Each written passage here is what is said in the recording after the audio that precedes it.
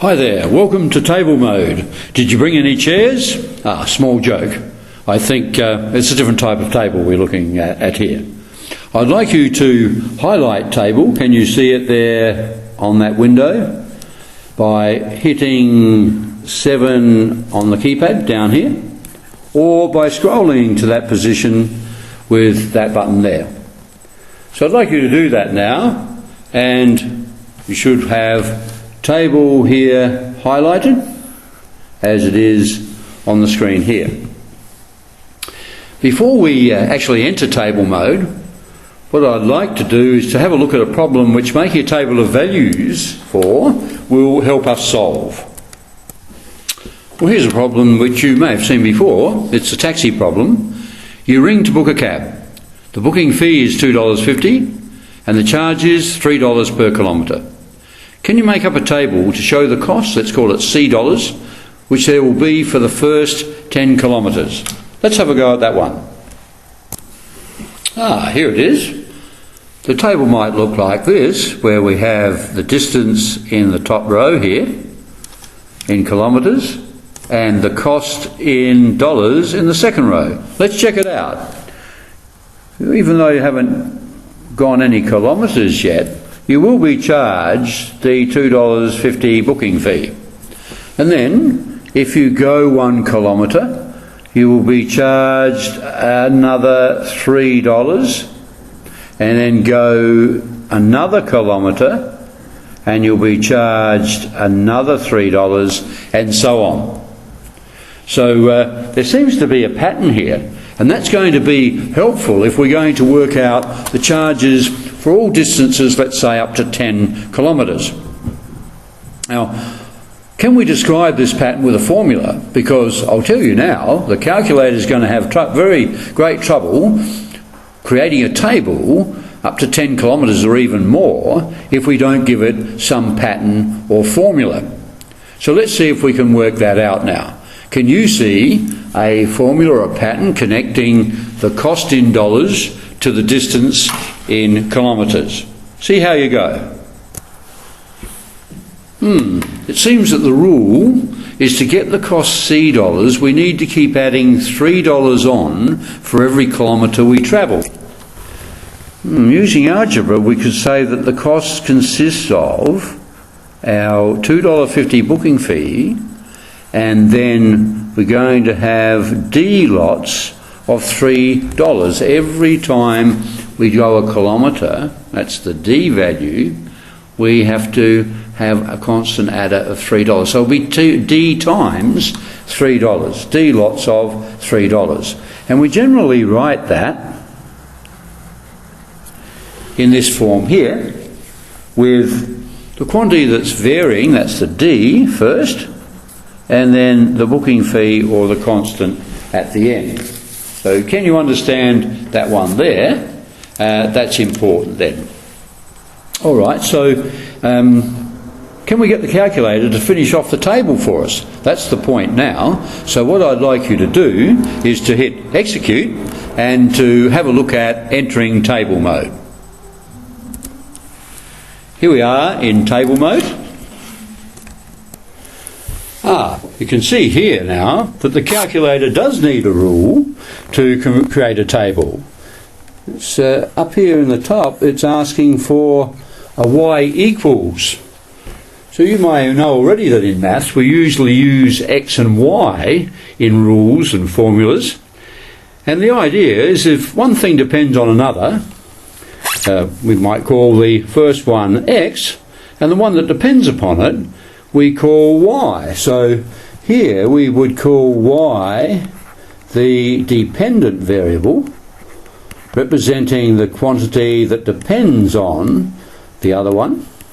So the dependent variable, and x is the other variable. So let's have a look now at what our formula might look like, because the cost depended on the distance. C depended on D, the distance. So we're going to let C be the y, and D, the other variable that it depends upon, we're going to call X. So let's have a look now. Our rule was C equals 3D plus 2.5 of $2.50. So that will become Y equals 3X plus 2.5. Remember, with technology and in maths in general, we use Y's and X's for those two variables. Y for the dependent variable and X for the other one, or the independent variable. So let's enter that now. We can see up here the first row of Y's is highlighted. Now we don't actually need to put in the equal sign there. So let's enter Y equals 3X plus 2.5. So we'll hit 3. Now where's the X? Up here. There's the X. So 3X plus, and we want 2.5.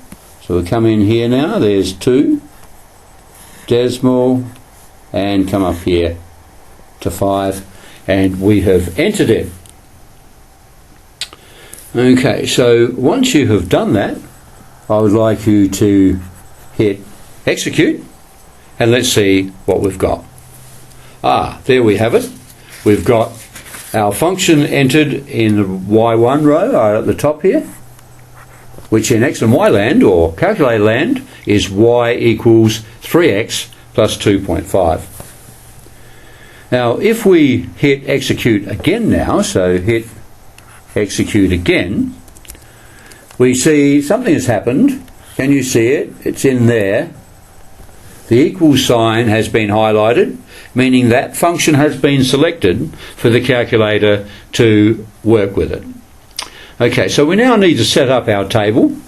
So let's have a look in here. We have a button set, and we can access that by hitting F5 immediately below it. So I'd like you to do that now. Just what we might have expected. We're going to set up a table and tell it where to start, where to finish, and what steps to go up in. Our table went up in steps of 1, so we'll probably leave it that way, 0 kilometres, 1 kilometre, 2 kilometres, and so on. So now I want you to change this setting, so I want you to enter 0 here and hit execute.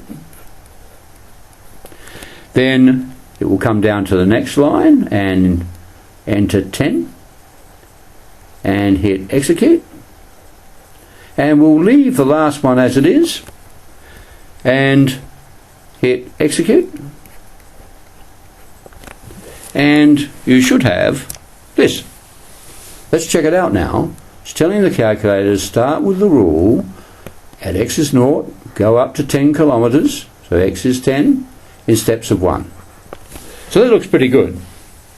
So if you're happy with that, let's go back to the home window for table, and there it is. And we're ready for the calculator to produce its table for us. So here it is in here, table. So I want you to access that by hitting the key below it there, F6, and have a look at what we've got. This is interesting. Here's the calculator's table sitting in the window there, and you can see the calculator has movement vertically. X is 0 through to 10, whereas our table we set up horizontally. So there's a little bit of difference there. Let's have a look at the table we had. Yes, well, there we are. They compare nicely. At 0 here we have $2.50. Yes, same as the entry on the top there, and so on. 1 is $5.50, and we need to read down instead of reading across. Let's have a look at the rest of the table up to a distance of 10 kilometres. So to do this, I want you to scroll down the table using the button there. So do that now, and let's have a look. There we see it. The remaining entries going down to 10 kilometres. So Let's try and draw a graph of this so we can see visually how the cost changes as the distance increases. We can use this button, well, this icon here stands for G-plot, graph plot, and we access that again by hitting F6 immediately below it. So I'd like you to do that now. Uh-oh, that's not much good. There's no graph. What happened to it? What we need to do now is to tell the calculator the scales to use on the graph. That is the size of the window up here which we wish to view. Now we do that by going to VWin. So let's find VWindow or VWin in there. It's up there, so we have to access that by hitting Shift and then F3. So I'd like you to do that now. Here we have some information.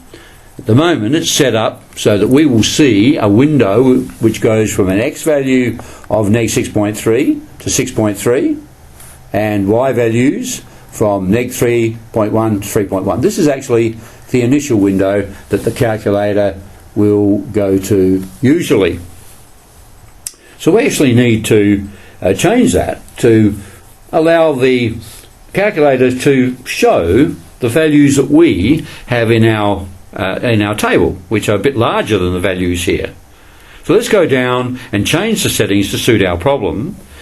Xmin here, the lowest distance we travelled, the lowest X value was 0. So I want you to enter that and hit execute.